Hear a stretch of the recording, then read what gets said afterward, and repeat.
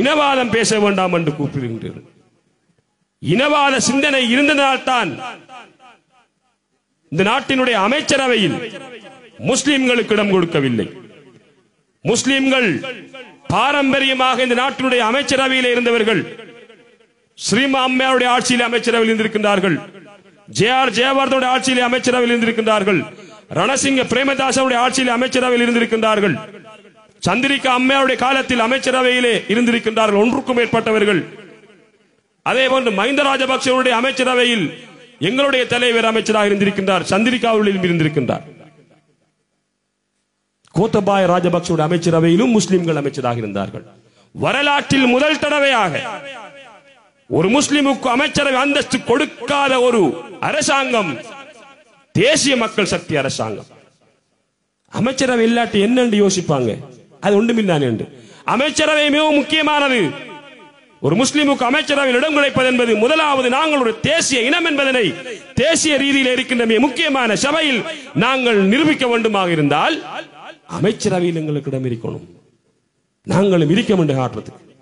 இரண்டாவது முக்கியத்துவம், இந்த நாட்டுக்கு தேவையான கொள்கை, இந்த நாட்டுக்கு தேவையான சட்டங்களை விவாதித்து எந்த சட்டம் இந்த நாட்டுக்கு தேவைப்படும் என்பதற்கான ஆரம்பத்தை துவக்கத்தை ஏற்படுத்துகின்ற சபை அமைச்சரவை. அங்கு முடிவெடுத்து விட்டுத்தான் பாராளுமன்றத்துக்கு சட்டமூலத்தை கொண்டு வந்து நிறைவேற்றுவார்கள். அப்ப முடிவெடுக்கிற இடத்துல நம்முடைய ஆக்கள் இல்ல. இவைய கத்திக்குவங்க மீது ஒரு ஆளுக்கு குடுவாட்டிச்சு ஒரு அமைச்சர் போஸ்ட், டிப்யூட்டி மினிஸ்டர், பிரதி அமைச்சர். சகோதரர் முனீர் முலஃபர் என்பவருக்கு பிரதி அமைச்சர் குடுவாட்டிச்சு. அதுவும் கடும் கஷ்டப்பட்டு தான் குடுவாட்டிச்சு. உங்களுக்கு தெரியும்.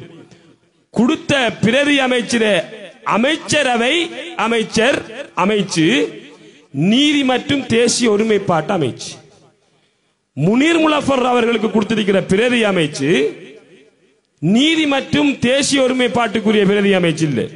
நீதியை விட்டு போட்டு தேசிய ஒருமைப்பாட்டுக்கான பிரதி அமைச்சர். பாருங்க, கொடுத்த பிரதி அமைச்சிலையும் இருக்கிற கேபினட் மினிஸ்ட்ரிக்குரிய மொத்தமா இருக்கிற அத பிரதி அமைச்சுக்காக கொடுக்காம நீதியை எடுத்து போட்டு தேசிய ஒருமைப்பாட்டு அது ஒன்றுமே செய்யணும். லாங்குவேஜ் டிபார்ட்மெண்ட் என்கிற ஒரு நிறுவனம் இருக்கு. தேசிய கலந்துரையாடல் சபை எங்க நிறுவனம் கதைச்சிக்கு இருக்கிறதுக்கு. அப்ப தந்த அமைச்சில கூட நல்ல அமைச்சு பிரதி அமைச்சு எங்களுக்கு தெரியல. இந்த மக்களுக்கு சேவை செய்யக்கூடிய எந்த அமைச்சும் தெரியல. சேகி செடின் சேரும் பிரதி அமைச்சராக உதவும் அமைச்சராக இருந்தார். அவருக்கு இந்த நாட்டிலே ஏற்றுமதிக்கான அமைச்சு கொடுக்கப்பட்டது. ஊடகத்துறை பிரதி அமைச்சராக அவர் இருந்தார். பெருமதியான பிரதி அமைச்சு. எங்களுடைய தலைவரும் சில காலம் பிரதி அமைச்சராக இருந்தார்.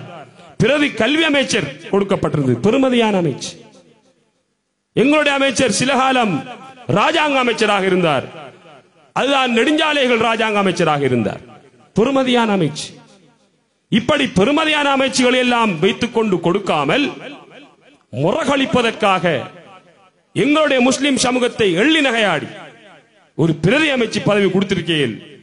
கேபினட் அமைச்சுக்குள்ள 16 நிறுவனங்கள் இருக்கு. ஆக 3 நிறுவனத்தை உள்ளடக்கி அந்த பிரதி அமைச்சருக்கு கொடுத்திருக்கீங்க. கேவலம். இவர்களுக்கா நாங்க வாக்கு போட போறோம்? இவங்களோட முஸ்லிம் விரோத போக்கு உங்களுக்கு விளங்கலையா? தேவைண்டா நான் செய்யற சொல்வது பொய்யண்டா பாருங்க. இங்கே அவருக்கு கொடுத்திருக்கிற மினிஸ்ட்ரியும் கேபினட் மினிஸ்ட்ரி கொடுக்கப்பட்டிருக்கிற இன்ஸ்டிடியூஷன்ஸ் கெசட்ல வந்து. ஆகவே நாம் அவதானமாக இருக்க வேண்டும்.